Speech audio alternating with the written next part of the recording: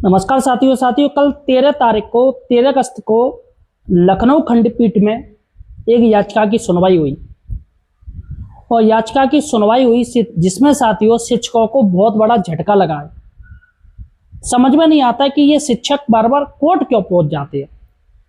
अब सोचिएगा 3 शिक्षक कोर्ट चले गए, उन 3 शिक्षकों की वजह से सरकार को मौका मिल गया 75 जनपदों में नियम लागू करने का। और ये नियम साथियों वाकई में बड़ा खतरनाक है, मैं आपको बता दे रहा हूं।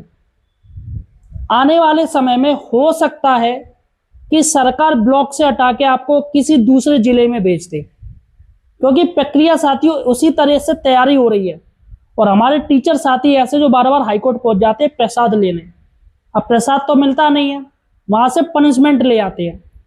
अब साथियों 3 टीचर पहुंच गए लखनऊ खंडपीठ में और 22 जून का जो शासनादेश था उसके विरुद्ध, पीटीआर के विरुद्ध। तो आखिर क्यों हाईकोर्ट ने शिक्षकों को लताड़ दिया और याचिका खारिज कर दी, ये कहते हुए कि आपको बोलने का हक नहीं है, जो सरकार कर रही है वो बिल्कुल सही कर रही है और शिक्षकों बच्चों के लिए कर रही है। और वैसे भी आपको पता है सुप्रीम कोर्ट तो शुरुआत से ही कह रहे क्वालिटी एजुकेशन जरूरी है बच्चों के लिए। तो यहाँ पर टीचर्स की नहीं सुनी जाएगी, ये बात सभी टीचर्स को समझ लेना चाहिए। आप कितना भी विरोध करें, कुछ भी करें, लेकिन होगा वही जो सरकार चाहती है। क्योंकि टीचर्स जब बच्चों की बात आती है ना, तो बच्चों के मैटर में सभी जज साहब चाहे नेता सभी लोग सरकार के पक्ष में बोलने लगते हैं। तो साथियों ऐसा ही कल हुआ है वाकया, मैं आपको पूरी जानकारी बताऊंगा। इसके साथ ही दोस्तों सरप्लस जो लिस्ट बन रही है उसके बारे में आपको पूरी जानकारी दूंगा, क्या हो सकता है क्या नहीं हो सकता। देखिएगा यहाँ पर हमने कुछ हेडलाइंस लिखी हैं, हम इस हेडलाइंस पे बात करेंगे और अंतर जनपदीय ट्रांसफर को लेकर भी हम बात करेंगे। इसमें काफी ज्यादा इंपॉर्टेंट वीडियो, इसलिए वीडियो पूरा देखिएगा। सबसे पहले देखिएगा क्या है, पीटीआर मामले पर शिक्षकों को झटका, पीटीआर पूरे जिले का ही माना जाएगा। पहली बड़ी खबर, इस पर हम चर्चा करेंगे कि हाईकोर्ट ने आखिर क्या और इसका क्या असर होने वाला है, किन किन के ऊपर असर होगा, ये भी मैं आपको इस वीडियो में बताऊंगा। दूसरी बड़ी बात है, समायोजन 3.1 में क्या शिक्षकों को विकल्प मिलेंगे। काफी लोग यही कह रहे हैं कि सर हमें क्या विकल्प दिए जाएंगे, ऑप्शन दिए जाएंगे, इस पर हम चर्चा करेंगे, बताएंगे आपको। तीसरी बड़ी बात है, क्या उसी ब्लॉक में तैनाती मिलेगी, महिलाओं और दिव्यांगों के लिए क्या नियम होगा, यह साथियों इस पर भी चर्चा करेंगे। चौथी बड़ी बात है, पीआरटी हेड यानी प्राइमरी के हेड टीचर और जूनियर के सहायक टीचर और कंपोजिट विद्यालय में जो स्टाफ है, क्या उनकी दोबारा लिस्ट बनेगी, इस पर हम चर्चा करेंगे। उनका क्या होगा, इस पर हम चर्चा करेंगे।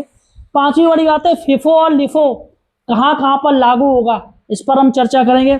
और छठवीं बड़ी बात है, अंतर जनपदीय ट्रांसफर का क्या होगा। ये जो स्पेशल अंतर जनपदीय ट्रांसफर हो रहे, क्या वो होंगे या एक सपना बन के रह जाएंगे। तो साथियों इसलिए वीडियो पूरा देखिएगा और यार हमें सपोर्ट जरूर कीजिएगा, चैनल को सब्सक्राइब कीजिएगा, लाल रंग का जो सब्सक्राइब बटन है उसे आप दबा दीजिए। यहाँ पर साथियों मैं उम्मीद करता हूँ कि आप सब लोगों के साथ अच्छा हो, कुछ भी गलत ना हो और निश्चित ही आप अपने घर के नजदीक पहुंचे, जो आपकी दूरी है वो कम हो जाए। भगवान से मैं प्रे करता हूँ। और फिलहाल साथियों फिर तो जो आपके भाग्य में होता है वही आपको मिलेगा, और भाग्य से ऊपर जो जितना आपके भाग्य में बता है वो आपको मिलेगा ही मिलेगा। लेकिन फिर भी अब हम बात करते हैं कि क्या मैटर है, क्या हुआ। देखिएगा पीटीआर मामले में साथियों 3 टीचर्स थे, वो अंतर जनपदीय ट्रांसफर के मैटर में साथियों ये लोग गए। और ये मैं बता दूं, जो 22 जून थी साथियों 2026 को शासनादेश में एक चीज थी, आपने देखा था कि जिलेवार पीटीआर के अनुसार यानी छात्र शिक्षक अनुपात के अनुसार ही ट्रांसफर होंगे। तो इस चीज को इन्होंने चुनौती दी कि भैया ये क्या मैटर है कि आप इस चीज को कर रहे हैं। क्योंकि एक साथियों केस वो था जिसमें ये कहा गया था कि जहां पर कम पीटीआर है, तो अगर कोई हस्बैंड या वाइफ में अगर कोई एक फॉर्म डालता है तो दूसरे को उठा के वहां पर भेज दिया जाएगा। जैसे कोई टीचर बहराइच में और कोई टीचर आगरा में। अब आगरा में पीटीआर सही है, लेकिन बहराइच में पीटीआर बहुत डाउन है, बच्चे ज्यादा टीचर्स बहुत कम है। तो ऐसे में जो बहराइच वाला टीचर है वो आगरा आना चाह रहा है, उसकी वाइफ आगरा में, तो ऐसे में वो फॉर्म भरता है तो क्या होगा कि यहाँ पर पीटीआर देखा जाएगा। तो पीटीआर कहाँ कम है, बहराइच में, तो उस आगरा महिला को उठा के बहराइच भेज दिया जाएगा। जिस पर साथियों तमाम टीचर ने ऑब्जेक्शन उठाया और लखनऊ जाके धरना दिया निदेशालय में जाके, जिसमें अपर मुख्य सचिव जी की तरफ से आदेश आ गया, मौखिक आदेश आया कि नहीं, अब दोनों को फॉर्म बनना पड़ेगा, दोनों को फॉर्म बनना पड़ेगा, तभी उनका होगा। पहले क्या हो रहा था, कोई एक फॉर्म भर रहा था तो दूसरे का हो रहा था अपने आप ही, तो अब कह दिया नहीं, अब जब जो फॉर्म भरेगा उसी का होगा, ठीक है, जो फॉर्म डालेगा उसका ही होगा। लेकिन कई लोग हाई कोर्ट पहुंच गए, लखनऊ पीठ पर, और लखनऊ पीठ पे वो पहुंचे इस मैटर को चैलेंज देने कि जिले का पीटीआर ना माना जाए। अब साथियों, जैसे प्राइमरी में 30 पे एक बच्चा होता है, सॉरी एक टीचर की जरूरत होती है, 30 बच्चों पे एक टीचर, और जूनियर में पीटीआर चेंज हो जाता है, 35 बच्चों पे एक टीचर चाहिए।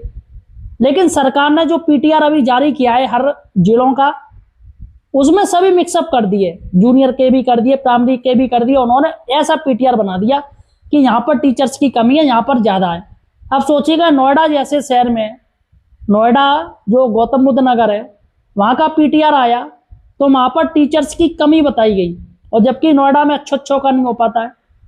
और कई ऐसे ऐसे जिले हैं जहां पर पीटीआर बहुत कम है, बहुत कम है, और कई ऐसे जिले जहां पर पीटीआर टीचर्स ज्यादा है, बच्चे कम है।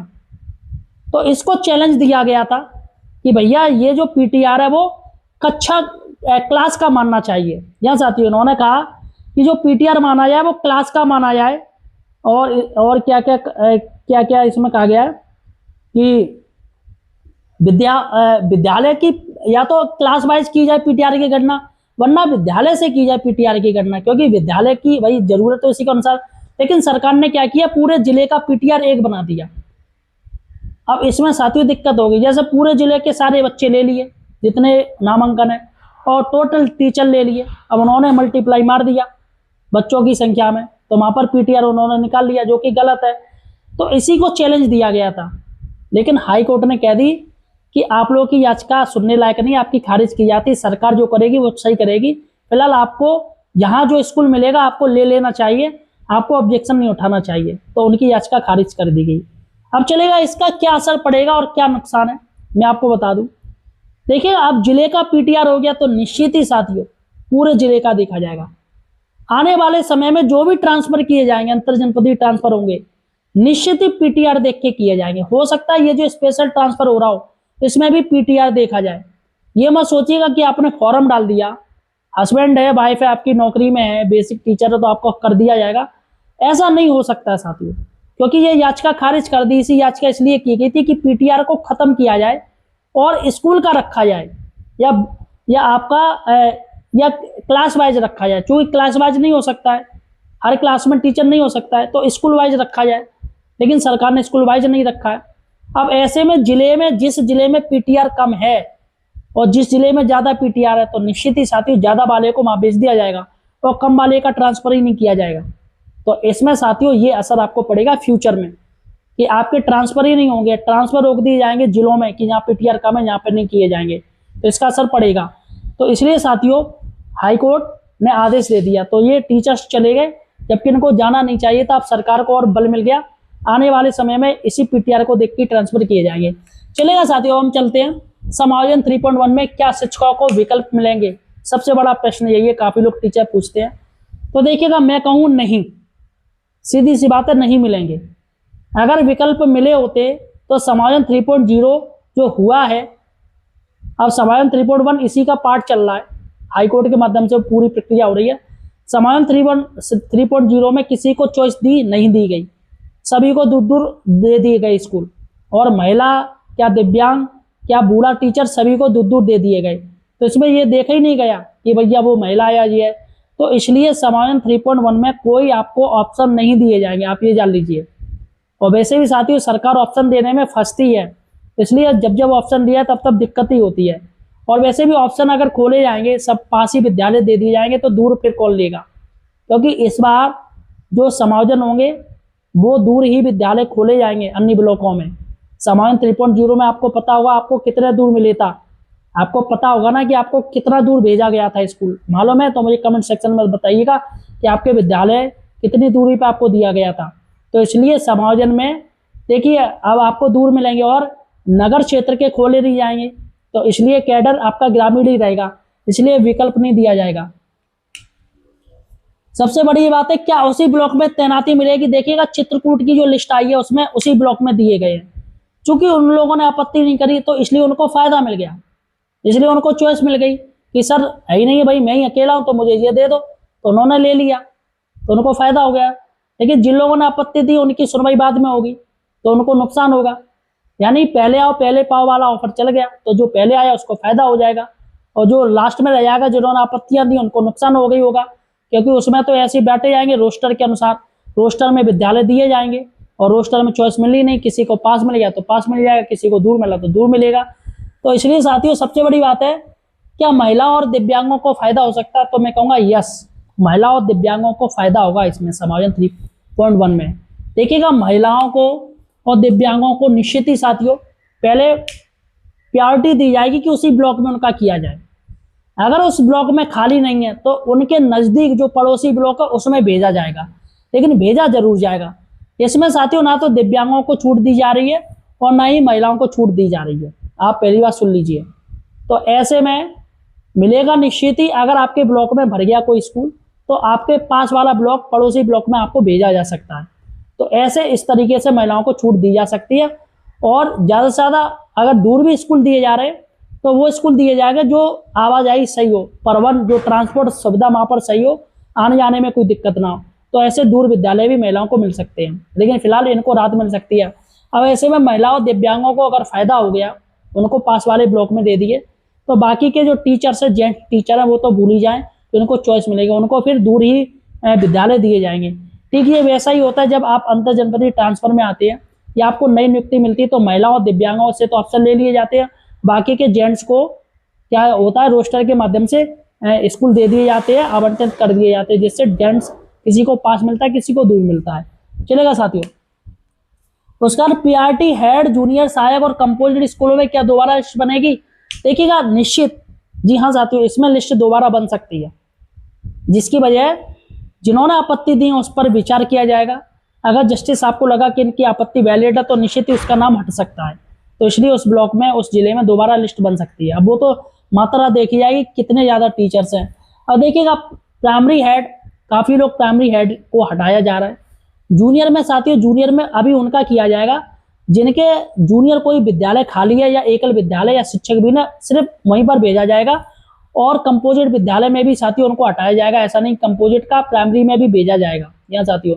तो सभी का किया जा रहा है, ऐसा नहीं कि किसी का छोड़ा या किसी का नहीं किया जाएगा। सबसे बड़ी बात है कि इसमें फीफो और लिफो ये नियम लागू किया गया है। फीफो यानी हो गया फर्स्ट इन फर्स्ट आउट, जो कि इशारा करता है हेड की तरफ। फर्स्ट इन फर्स्ट आउट यानी कि हेड हो गया, तो हेड को ये मान के चल रहे हैं कि भैया जो पहले सीनियर आया था वहां पर स्कूल में, यहाँ पर स्कूल की सीनियरिटी देखी जाएगी। मैं आपको पहले ही बता दे रहा हूँ, स्कूल की सीनियरिटी देखी जाएगी, ना कि ये देखी जाएगी कि आप दूसरे विद्यालय से ट्रांसफर लेके आए हो, म्यूचुअल ट्रांसफर लेके आए हो, तो ऐसा नहीं देखा जाएगा। आपका उस विद्यालय में आपको कितना समय हो गया, कौन उसमें था, उसी को सीनियर माना जाएगा। तो फर्स्ट इन फर्स्ट आउट इसमें साथियों लागू होगा सभी में। लेकिन लिफो ये साथियों लास्ट इन फर्स्ट आउट की बात हो रही थी कि जो जूनियर आया उसको बाहर किया जाए। तो लिफो जो साथियों ये यहाँ पर हाईकोर्ट ने जो आदेश दिया है, ये जो बेसिक शिक्षा अधिकारी वो अपने अनुसार तय कर सकते हैं कि उनको लिफो इस्तेमाल करना है या फीफो इस्तेमाल करना है। जैसे किसी विद्यालय में 3 टीचर्स थे और वहां का पीटीआर बिल्कुल फिक्स था, बिल्कुल सही था कि वहां पर 3 टीचर्स ही आवश्यकता थी और बच्चे भी उनके 90 बच्चे थे, फिक्स 90 बच्चे थे और 90 से नीचे ही थे, यानी कि 60 से ऊपर थे, 90 से नीचे थे, तो 3 टीचर ही रहने थे।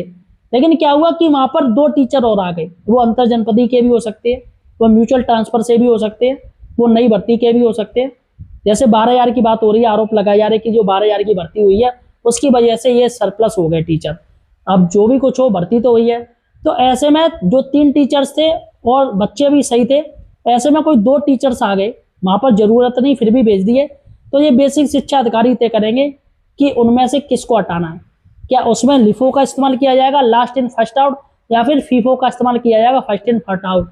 जहां तक मुझे उम्मीद है लिफो का इस्तेमाल किया जाएगा, क्योंकि हाईकोर्ट ने कहा है कि आप अपने स्तर से कीजिएगा। तो इसमें वो टीचर ऑब्जेक्शन उठा सकते हैं कि सर हम तो पहले से इस स्कूल में ये लोग आ गए तो इनको हटाया जाए, तो उनके नाम की लिस्ट बन सकती है साथियों। और ये और जो आपत्तियां आई हैं, जो आपत्तियां जो सही होंगी, जिनमें हाईकोर्ट कहेगा कि इनको छूट दी जाए तो फिर से साथियों लिस्ट बनेगी, आप लोग टेंशन नहीं लीजिएगा। लेकिन फिलहाल आप ध्यान रखिएगा, नजर रखिएगा कि आपके यहाँ अगर ऐसी स्थिति बनी है, हाईकोर्ट का आदेश आपके ऊपर इस्तेमाल हो रहा है कि भैया यहाँ हमारे यहाँ सही टीचर थे लेकिन फिर भी एक्स्ट्रा आ गए, तो इसलिए ध्यान रखिएगा कि आपके यहाँ किन किन का नाम आ रहा है। इसमें आप ऑब्जेक्शन उठा सकते हैं कि सर देखिएगा ये लोग आए, इसमें हमारी क्या गलती है, ये भी हो सकता है साथियों। और उसमें भी देखा जाएगा कि भैया कोई दिव्यांग टीचर तो नहीं है, अगर दिव्यांग हुआ तो निश्चित ही उसे छूट दे दी जाएगी, है ना।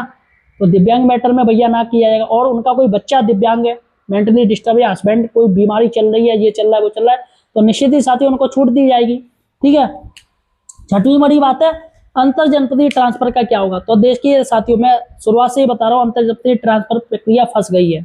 आप ये जान लीजिएगा 5 तारीख तक सभी से फिर से आवेदन लिए गए। अब देखिएगा आज कितनी तारीख है, आज आपकी 14 तारीख हो गई, लेकिन साथी कुछ भी पता नहीं चला कि आगे क्या हुआ, प्रक्रिया कैसे बढ़ रही, क्या हो रहा है क्या नहीं हो रहा, किसी को कुछ पता है नहीं पता है। तो फिलहाल साथियों ट्रांसफर प्रक्रिया फंस गई है सामान्य 3.1 को लेके, उसकी वजह से। और जब तक 7.3.1 नहीं हो जाएगा पूरा, तब तक ट्रांसफर किसी का नहीं होगा, आप ये निश्चित ही जान लीजिए। और चूंकि हाईकोर्ट का भी आदेश है कि जिनका सरप्लस में नाम आए उनके ट्रांसफर ना किए जाए, तो ऐसे में सरकार के पास डेटा भी नहीं है कि कितने टीचर्स ने सरप्लस है और क्या उन लोगों ने आवेदन किया है। तो गवर्नमेंट के पास ऐसा कोई डेटा नहीं है, सरकार मांगेगी तो मिल सकता है। फिलहाल साथियों सरकार रिस्क ही नहीं लेना चाह रही है भैया, जो भी कुछ टीचर होंगे उसमें 200-300, तो ऐसे में किसी का भी ट्रांसफर नहीं किया जाएगा, इसलिए सरकार ने ये नई पॉलिसी अपनाई है। तो फिलहाल साथियों आपका और कोई प्रश्न तो मुझे कमेंट सेक्शन में पूछ सकते हो। धन्यवाद साथियों।